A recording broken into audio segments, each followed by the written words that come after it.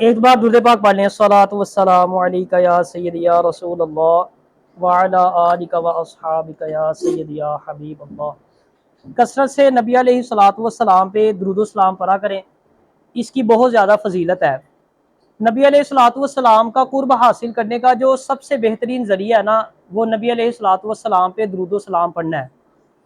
اگر انسان اس بات کو سمجھ لینا کہ وہ جو درود نبی علیہ الصلاۃ والسلام پہ پڑھتا ہے، اس کا وہ درود نبی علیہ الصلاۃ والسلام کی پیاری پیاری پاک بارگاہ عالیہ میں پیش بھی کیا جاتا ہے، اور نبی علیہ الصلاۃ والسلام اس درود کا خود جواب بھی ارشاد فرماتے ہیں، اور بندہ درود پاک کی فضیلت جان لے تو آپ یقین کریں بندہ مر جائے گا لیکن درود پڑھنا نہیں چھوڑے گا، اس قدر اس کی فضیلت ہے۔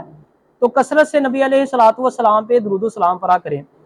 ہم نے سیریل سٹارٹ کی ہوئی تھی نبی علیہ الصلاۃ والسلام کی پیدائش سے لے کے نبی علیہ الصلاۃ والسلام کے ظاہری وصال تک کے واقعات کی، اسی کو آج کنٹینیو کریں گے۔ جب مدینہ شریف کے لوگوں کو یہ خبر ملی نا کہ اچھا اس سے پہلے جنہوں نے اب کچھ نئے بچے بھی ہیں، ہمارے میرے خیال ہے کوئی 4 یا 5 لیکچر اس پہ ہو چکے ہیں، وہ اپلوڈ ہیں، اگر سٹارٹ سے دیکھیں گے نا پھر آپ کو کنٹینیوٹی سمجھ آ جائے گی ساری۔ ہم نے لاسٹ ٹائم جہاں پہ چھوڑا تھا کہ نبی علیہ الصلوۃ والسلام ہجرت کر کے مدینہ شریف کی طرف روانہ ہو گئے تھے، راستے میں جو واقعات تھے وہ بھی میں نے آپ کو شیئر کیے تھے۔ جب مدینہ شریف کے لوگوں کو یہ خبر ملی نا کہ نبی علیہ الصلوۃ والسلام تشریف لا رہے ہیں تو وہ بہت زیادہ خوش ہوئے، اور وہ نبی علیہ الصلوۃ والسلام کے انتظار میں جو مدینہ شریف کی انٹرنس ہے نا، مسجد قباء جہاں پہ ہے، یہ بڑی فیمس مسجد ہے مسجد قباء، آگے چل کے اس کے بارے میں بتاتا بھی ہوں۔ تو وہاں پہ جو ہے نا جا کے انتظار کرتے، روزانہ صبح پہنچ جاتے لوگ وہاں پہ، سارا دن نبی علیہ الصلوۃ والسلام کا انتظار فرماتے۔ جب دوپہر کو انہیں پتہ چلتا کہ نبی علیہ الصلوۃ والسلام ابھی تک نہیں تشریف لائے تو پھر اپنے گھروں کو جو ہے وہ واپس لوٹ جاتے۔ تو ایک دن جو ہے وہ پیر کا دن تھا، 8 ربیع الاول تاریخ تھی۔ جب لوگ دوپہر کو طویل سفر کرنے کے بعد اپنے گھروں کو واپس پہنچے نا، تو ایک یہودی نا کچھ دیکھنے کے لیے اپنے ٹھیلے پہ چڑھا، تو اس نے دیکھا دور سے نبی علیہ الصلوۃ والسلام اپنے ساتھیوں کے ہمراہ سفید لباس میں تشریف لا رہے ہیں۔ تو اس نے جو ہے نا وہ اونچی اونچی آواز میں کہنا شروع کر دیا کہ اے عرب کے لوگوں، یہ رہا تمہارا نصیب جس کا تم انتظار کر رہے تھے۔ تو لوگ جو ہے وہ اس کی آواز سن کے دورے چلے آئے نبی علیہ الصلوۃ والسلام کے استقبال کے لیے۔ نبی علیہ الصلوۃ والسلام کا بڑا شاندار استقبال کیا گیا۔ آپ نے ایک نغمہ سنا ہوگا، طلع البدر علینا، سنا ہے نا سب نے؟ یہ جو نغمہ تھا نا، یہ اس موقع پہ جو ہے نا وہ پڑھا گیا۔ نبی علیہ الصلوۃ والسلام بنی عمر کی آبادی جو تھی نا وہاں پہ آپ رکے اس وقت۔ تو نبی علیہ الصلوۃ والسلام حضرت سیدنا صدیق اکبر رضی اللہ تعالیٰ عنہ کے ہمراہ لوگوں کے درمیان بیٹھ گئے۔ اب جو سیدنا صدیق اکبر رضی اللہ تعالیٰ عنہ تھے نا، آپ کے کچھ بال سفید تھے، نبی علیہ الصلوۃ والسلام سے عمر میں بڑے تھے آپ، تو لوگ یہ سمجھے کہ آپ اللہ کے نبی ہیں، ایسے ساتھ بیٹھ کے لوگوں کے درمیان نبی علیہ الصلوۃ والسلام بھی بیٹھے ہوئے تھے، سیدنا صدیق اکبر رضی اللہ تعالیٰ عنہ بھی بیٹھے تھے۔ اب لوگ جو ہے نا وہ آگے بڑھ کے سیدنا صدیق اکبر رضی اللہ تعالیٰ عنہ کو سلام کرنے لگے، کیونکہ وہ بزرگی کے ایک اثرات تھے نا، بال سفید تھے۔ تو جب سیدنا صدیق اکبر رضی اللہ تعالیٰ عنہ نے یہ دیکھا نا، تو آپ نے اپنی چادر لی اور نبی علیہ الصلوۃ والسلام کے اوپر سایہ کر دیا۔ اس سے بھی لوگ سمجھ گئے کہ اللہ کے نبی آپ نہیں بلکہ محمد صلی اللہ علیہ وآلہ وسلم اللہ کے نبی ہیں۔ اچھا، پھر جب نبی علیہ الصلوۃ والسلام کے قیام کی باری آئی نا کہ رکنا اب کہاں ہے، کس کے گھر پہ جو ہے وہ ٹھہرنا ہے، تو اب ہر بندے کی خواہش تھی کہ نبی علیہ الصلوۃ والسلام اس کے ہاں رکے، لیکن نبی علیہ الصلوۃ والسلام نے فرمایا کہ میری اونٹنی کو چھوڑ دو، کھلا چھوڑ دو، اب یہ چلتی چلتی جہاں پہ جا کے رکے گی نا، جس گھر کے آگے یا جس گھر پہ جا کے رکے گی وہاں پہ میں رکوں گا۔ تو اونٹنی کو جو ہے وہ چھوڑ دیا گیا۔ حضرت ابو ایوب انصاری رضی اللہ تعالیٰ عنہ، آپ وہ خوش قسمت صحابی تھے جن کے گھر کے آگے جا کے نبی علیہ الصلوۃ والسلام کی اونٹنی رکی، تو نبی علیہ الصلوۃ والسلام نے آپ کے گھر جو ہے نا وہ قیام کیا۔ اچھا، جب نبی علیہ الصلوۃ والسلام مدینہ شریف آئے نا، تو سب سے پہلا کام جو نبی علیہ الصلوۃ والسلام نے کیا وہ مسجد قباء کی تعمیر فرمائی، یہ جس کا میں نے ابھی آپ کو ذکر کیا۔ یہ اسلام کی سب سے پہلی مسجد ہے، اور یہ وہ مسجد ہے جس کی تعمیر میں نبی علیہ الصلوۃ والسلام نے خود حصہ لیا، خود پتھر اٹھا اٹھا کے رکھتے تھے۔ صحابہ عرض کرتے کہ حضور، ہمارے ماں باپ ہمارے بچے آپ پہ قربان، آپ بیٹھ جائیے، ہم ہیں نا، ہم کرتے ہیں۔ تو نبی علیہ الصلوۃ والسلام ان کا دل رکھنے کے لیے نا کچھ دیر کے لیے بیٹھ جاتے، لیکن پھر تھوڑی دیر بعد جو ہے وہ پتھر اٹھاتے اور رکھنا شروع کر دیتے۔ اس مسجد کا ذکر قرآن پاک میں بھی آیا، یہ بڑی فضیلت والی مسجد ہے۔ اچھا، جب صحابہ ہجرت کر کے آئے نا، تو عرض کرنے لگے کہ حضور، اللہ کا گھر بھی مکہ شریف میں ہے، حج اسود بھی وہاں پہ ہے، غار سور بھی وہاں پہ ہے، وہاں کے لوگ جب چاہیں عمرہ کر لیتے ہیں، یعنی یہ ساری فضیلتیں انہیں حاصل ہیں. اب ظاہری بات ہے یہ ہجرت کر کے آئے تھے, اگر واپس جاتے عمرے کے لیے بھی جاتے تو وہاں کے لوگوں سے تو دشمنی تھی نا, وہاں سے وہ مطلب کہ ہجرت کر کے بتائے بغیر آ گئے تھے. اب ان کو یہ بھی ڈر تھا کہ اگر عمرے کے لیے جائیں گے تب بھی پرابلم ہے. تو انہوں نے عرض کی کہ حضور ہمیں تو یہ فضیلت اب حاصل نہیں ہے. تو نبی علیہ الصلوۃ والسلام نے فرمایا کہ تم میں سے جو بندہ اپنے گھر سے وضو کرے اور مسجد قباء میں آ کے 2 نفل نماز ادا کرے, اسے مقبول عمرے کا ثواب ملے گا. اب دیکھیں ہم پیسے لگاتے ہیں, سفر کرتے ہیں, اتنی مشقت اٹھاتے ہیں, عمرہ کر کے آتے ہیں, کوئی پتہ نہیں ہوتا قبول ہوا ہے کہ نہیں ہوا, کوئی گارنٹی کسی کے پاس نہیں ہے. لیکن جس نے 2 نفل جا کے مسجد قباء میں پڑھ لیے نا, گارنٹی ہے. نبی علیہ الصلوۃ والسلام کا ارشاد ہے, اور اس مسجد کے باہر انہوں نے لکھ کے بھی لگائی ہوئی ہے حدیث کہ جس نے اس مسجد میں آ کے 2 نفل ادا کیے مقبول عمرے کا ثواب ہے. اب جو عمرے پہ جاتے ہیں, جب مدینہ شریف جاتے ہیں نا, تو اکثر لوگ صبح صبح ڈیلی مسجد قباء جا کے جو ہے وہ نفل پڑھ کے آتے ہیں. تقریباً مسجد نبوی سے نا 3 کلومیٹر کا فاصلہ ہے, مطلب نوجوان بندہ پیدل بھی جا سکتا ہے, پیدل چلا گیا پیدل آ گیا. اللہ تعالیٰ ہم سب کو توفیق دے ہم جائیں تو وہاں پہ بار بار جتنے نوافل ادا کر سکتے ہیں کرنے. کئی جو ہے نا وہ وہاں جا کے بھی ڈھیلے پڑ جاتے, ایک چکر لگایا پھر کہتے ہیں اچھا چلو کوئی بات نہیں, تھکاوٹ ہو گئی ہے, کیونکہ وہ ریال بھی نہیں خرچتے اور پیدل چلنے سے بھی جو ہے نا وہ کتراتے ہیں, تھوڑا سا تھک جائیں گے. تو کوئی بات نہیں, جب آپ اللہ آپ کو موقع دے آپ جائیں تو پھر فائدہ اٹھائیں, بھرپور فائدہ اٹھائیں, ڈیلی جائیں جا کے وہاں پہ نفل ادا کریں. اچھا جب یہ مطلب کہ مسجد تعمیر ہو گئی, اس کے بعد اب میں کچھ شارٹ بتا رہا ہوں بیچ میں سے کچھ چیز اسکپ کر کے.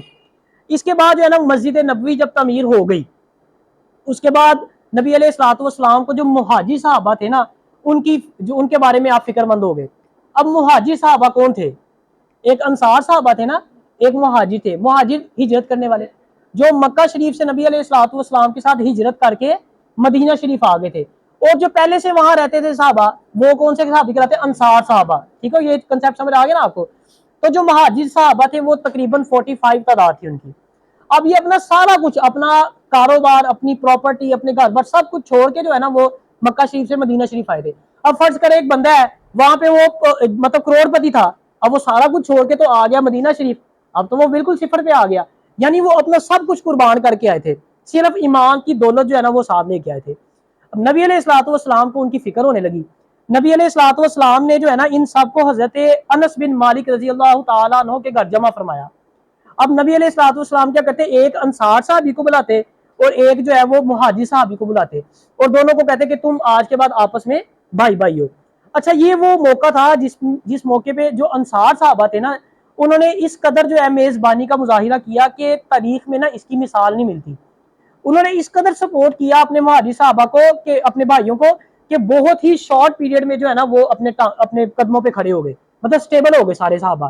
اب یہاں تک کہ انہوں نے اپنی پراپرٹی, اپنا کاروبار سب میں ان کو حصہ دار بنایا. یہاں تک کہ نبی علیہ الصلوۃ والسلام کی خدمت میں عرض کرنے لگے کہ حضور ہمارے جو کھجوروں کے باغات ہیں نا وہ بھی آپس میں ڈسٹریبیوٹ کر دے, وہ بھی ہم آدھا آدھا کر لیتے ہیں.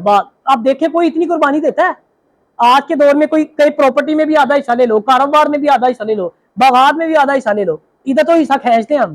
وہ انہوں نے اس قدر جو ہے نا میزبانی کا مظاہرہ کیا, سب کچھ اپنا دینے کے لیے, قربان کرنے کے لیے تیار ہو گئے. لیکن نبی علیہ الصلوۃ والسلام نے جو ہے نا وہ اس پروپوزل کو ایکسیپٹ نہیں کیا. پھر انہوں نے عرض کی کہ حضور ایسا کرے کہ یہ ہمارے ساتھ باغ میں مل کے کام کر لیا کرے, جو پھل حاصل ہوگا وہ ہم آپس میں ڈسٹریبیوٹ کر لیں گے. اس پروپوزل کو نبی علیہ الصلوۃ والسلام نے ایکسیپٹ کیا کہ ٹھیک ہے مل کے کام کر لیں باغات میں, اور جو پھل حاصل ہوگا وہ آپس میں تقسیم کر لیں.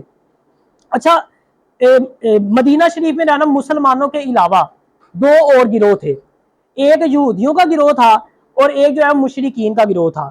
نبی علیہ الصلوۃ والسلام نے کیا کیا کہ مسلمانوں اور یہودیوں کے درمیان اور اسی طرح مشرکین اور مسلمانوں کے درمیان عہد و پیمان کر کے نا ایک, اور مدینہ شریف کے جو ارد گرد کی ریاستیں تھیں, کچھ ایریاز تھے, ان کو ملا کے ایک خود مختار ریاست جو ہے نا قائم کر دی, جہاں پہ نبی علیہ الصلوۃ والسلام کا کلمہ جو ہے وہ نافذ تھا, اور اس کے حکمران کون تھے؟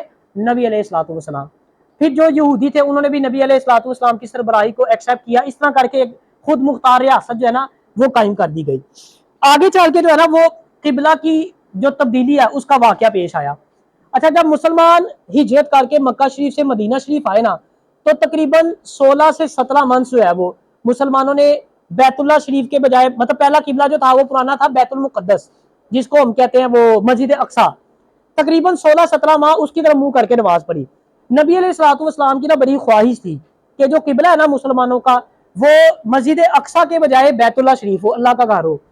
ایک دن جب اس خواہش نے بہت زیادہ شدت پکڑی تو ایسا ہوا کہ ویسے جب نارملی نبی علیہ الصلوۃ والسلام نماز پڑھتے تھے تو زمین کی طرف دیکھتے تھے، ہم جب قیام میں کھڑے ہوتے ہیں زمین کی طرف دیکھتے ہیں، لیکن اس دن جب نبی علیہ الصلوۃ والسلام کی اس خواہش نے شدت پکڑی تو نبی علیہ الصلوۃ والسلام نا دوران نماز آسمان کی طرف اپنا چہرہ اٹھاتے، بار بار نماز پڑھے پھر اوپر دیکھتے، چہرہ اٹھاتے اپنا، پھر چہرہ مبارک اٹھاتے.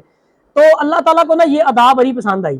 اللہ پاک نے فرمایا کہ میرے محبوب، ہم یہ آپ کا جو چہرہ بار بار آسمان کی طرف کرنا ہے نا یہ دیکھ رہے ہیں، ان قریب ہم آپ کا چہرہ اسی طرف پھیر دیں گے جس طرف آپ چاہتے ہیں، جس طرف آپ کی خواہش ہے. پھر جو ہے وہ اللہ کی طرف سے حکم آیا اور نبی علیہ الصلوۃ والسلام نے اپنا چہرہ انور جو ہے وہ یہ مسجد اقصیٰ سے بیت اللہ شریف کی طرف پھیر لیا. اس طرح جو ہے وہ مسلمانوں کا قبلہ جو ہے نا وہ تبدیل ہو گیا. اچھا آگے چل کے جو ہے نا وہ مسلمانوں کو جہاد کا حکم ملا. جب مسلمان مکہ شریف میں رہتے تھے نا تب مسلمانوں کو جہاد کا حکم نہیں تھا، صرف تبلیغ کر سکتے تھے، دین کو پھیلاتے تھے، لوگوں کو بتاتے تھے دین کے بارے میں، تبلیغ کرتے تھے. جو کافر تھے ان کو مسلمان کرتے تھے بائے تبلیغ کر کے ان کو کرتے تھے. لیکن اب جو ہے وہ حکم آ گیا جہاد کا، یعنی اب مسلمانوں کو اپنا دفاع کرنے کا حق مل گیا. پہلے دفاع نہیں کر سکتے تھے، اگر کفار ظلم بھی کرتے تھے نا برداشت کرتے تھے. اللہ کی طرف سے یہ حکم نہیں تھا کہ خود کو ڈیفینڈ کریں تلوار نکالے، لیکن اب خود کو ڈیفینڈ کرنے کا بھی حق مسلمانوں کو حاصل ہو گیا. یہاں سے پھر جنگوں کا آغاز ہوا. اچھا وہ جنگ جس میں نبی علیہ الصلوۃ والسلام بذات خود جایا کرتے تھے اس کو کیا بولتے ہیں؟ غزوہ. یہ ایم سی کیوز بھی آتا ہے، جو ایم سی کیو کی تیاری کرتے ہیں نا یہ پوچھتے ہیں، وہ انٹرویو میں پوچھ لیتے ہیں کہ غزوہ کیا ہوتا ہے. غزوہ کیا ہوتا ہے؟ جس میں نبی علیہ الصلوۃ والسلام نے خود شرکت کی جس جنگ کے اندر. اس کی تعداد تقریباً 21 سے 27 بتائی جاتی ہے، مختلف روایات ہیں 21 سے لے کے 27 تک. اچھا جس جنگ میں نبی علیہ الصلوۃ والسلام خود نہیں شریک ہوئے بلکہ کسی صحابی کو امیر بنا کے بھیجا، اس کو کیا بولتے ہیں؟ ایم سی کیو جی نے پڑھا ہوا سیریا. ٹھیک ہو گیا.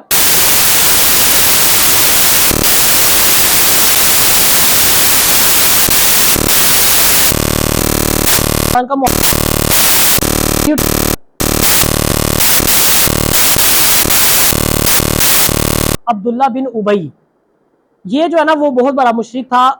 اچھا جب نبی علیہ الصلوۃ والسلام جن دنوں تشریف لے کے آئے نا اس کا انصار میں جو ہے نا بہت زیادہ اثر و رسوخ تھا، اور جو انصار تھے وہ اس کو اپنا سردار بنانے والے تھے. یہاں تک کہ اس کو سردار بنانے کی جو سیریمنی ہوتی ہے نا اس کے لیے تاج پوشی کے لیے تاج بھی تیار کر لیا گیا تھا. ان بٹوین نبی علیہ الصلوۃ والسلام تشریف لے آئے تو جو انصار تھے انہوں نے نبی علیہ الصلوۃ والسلام کے ہاتھ پہ بیعت کر لی. اب اس کی جو سرداری کی ساری پلاننگ تھی نا وہ دھری کی دھری رہ گئی، یہ سردار نہ بن سکا کیونکہ انصار نے بھی نبی علیہ الصلوۃ والسلام کے ہاتھ پہ بیعت کر لی. اب اس نے نبی علیہ الصلوۃ والسلام سے دشمنی پال لی، بغض رکھنا شروع کر دیا، نبی علیہ الصلوۃ والسلام کے خلاف ہو گیا. اور اس کے جو ہے نا وہ جو مشرکین مکہ تھے اس سے بھی رابطے تھے. اب جو مشرکین مکہ تھے نا انہوں نے اس کو ایک بڑا سخت قسم کا خط لکھا. انہوں نے خط میں لکھا کہ تم نے محمد صلی اللہ علیہ وآلہ وسلم کو اپنے ہاں پناہ دے رکھی ہے، یا تو ان کو یہاں سے نکال دو یا ان کے خلاف اعلان جنگ کرو. اگر تم ایسا نہیں کرو گے تو پھر ہم تمہارے اوپر چڑھائی کریں گے اور تمہارے جتنے جنگجو ہیں ہم سب کو مار دیں گے، سب کو قتل کر دیں گے.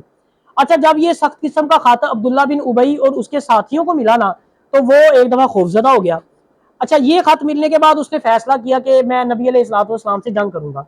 جب نبی علیہ الصلوۃ والسلام تک یہ خبر پہنچی نا تو نبی علیہ الصلوۃ والسلام عبداللہ بن ابی کے پاس گئے اور اسے جا کے کہا کہ اس کا خط جو ہے نا تمہارے اوپر بہت زیادہ بڑا گہرا اثر کر گیا. نبی علیہ الصلوۃ والسلام نے فرمایا کہ تم جو مشرکین مکہ ہیں وہ تمہیں اس قدر نقصان نہیں پہنچائیں گے جس قدر نقصان تم خود اپنے آپ کو پہنچاؤ گے، کیونکہ تم اپنے بھائیوں اور بیٹوں کے ساتھ جنگ کرنا چاہتے ہو، کیونکہ وہیں کا رہنے والا تھا انصار سارے مطلب انہی میں سے تو ان کے ارد کے لوگ تھے. تو نبی علیہ الصلوۃ والسلام نے فرمایا کہ تم اپنے بھائی بیٹوں سے جنگ کرنا چاہتے ہو، تمہیں اس کا زیادہ نقصان پہنچے گا بجائے اس کے کہ وہ حملہ کرے اور تمہیں نقصان پہنچائے. اچھا اس وقت تو یہ بات آ گیا، اس نے جنگ جو ہے وہ پوسٹ پون کر دی، لیکن اس کے بیک ڈور میں مشرکین مکہ سے رابطے تھے اور یہ ان کو یقین دہانی کراتا تھا کہ جب آپ حملہ کرو گے نا مدینہ شریف پہ تو جو یہودی ہیں میں ان کو بھی مطلب تمہارے ساتھ ملا دوں گا، یہودی بھی تمہارے ساتھ ہوں گے، تمہارا ساتھ دیں گے. یہ مطلب بیک پہ ان کو سپورٹ کر رہا تھا. اور مشرکین مکہ ویسے جو ہے وہ مسلمانوں کے بہت زیادہ خلاف تھے، دن بہ دن مسلمان ترقی کر رہے تھے، مسلمان جو ہے وہ بڑھتے جا رہے تھے، تو وہ بیک پہ جو ہے نا وہ تیاریاں کر رہے تھے جنگ کی. یہی وجہ تھی کہ جب مسلمان مدینہ شریف میں آئے نا تو راتوں کو جاگ جاگ کے پہرا دے کے مسلمانوں نے مدینہ شریف کی ہے حفاظت کی تھی. اب نبی علیہ الصلوۃ والسلام کو جب یہ خبر ملی کہ جو ہے وہ مشرکین مکہ جنگ کی تیاریاں کر رہے ہیں اور انہوں نے بہت سارے قبائل کو اپنے ساتھ ملا بھی لیا تھا، جو مدینہ شریف کے ارد گرد کے لوگ تھے کچھ اس طرح کر کے انہوں نے بہت سارے لوگوں کو ساتھ جمع کر لیا کہ جب ہم حملہ کریں گے تم نے ہمارا ساتھ دینا ہے. اس موقع پہ نبی علیہ الصلوۃ والسلام نے نا دو تدابیر اختیار کی. ایک تو جو مشرکین مکہ کی شام کی تجارت تھی نا، شامی تجارت، اس کو بند کر دیا تاکہ وہ جو ہے نا وہ جنگ سے پیچھے ہٹ جائے، مدینہ شریف پہ حملہ نہ کرے. دوسرا کام جو نبی علیہ الصلوۃ والسلام نے کیا نا، جو مدینہ شریف کے ارد گرد کے علاقے تھے نا، ارد گرد کی جو چھوٹے چھوٹے قبیلے تھے، ان کے ساتھ امن و امان کے معاہدے کر لیے. اس کا کیا فائدہ ہوا کہ نبی علیہ الصلوۃ والسلام نے یہ معاہدے اس لیے کیے کہ کل کو جب اگر مشرکین مکہ مدینہ شریف پہ حملہ کرے نا، تو یہ جو لوگ ہیں جن کے ساتھ امن و امان کا معاہدہ کیا، یہ غیر جانبدار ہیں، نیوٹرل، مطلب ان کا ساتھ نہ دیں، کیونکہ عہد وہ امن و امان کا معاہدہ ہمارے ساتھ کیا ہوگا، تو اگر وہ ہم نہ کریں گے تو یہ ان کا ساتھ نہیں دیں گے. باقی انشاءاللہ تعالیٰ نیکسٹ لیکچر میں جو ہے نا وہ اس کو کنٹینیو کریں گے. اللہ تعالیٰ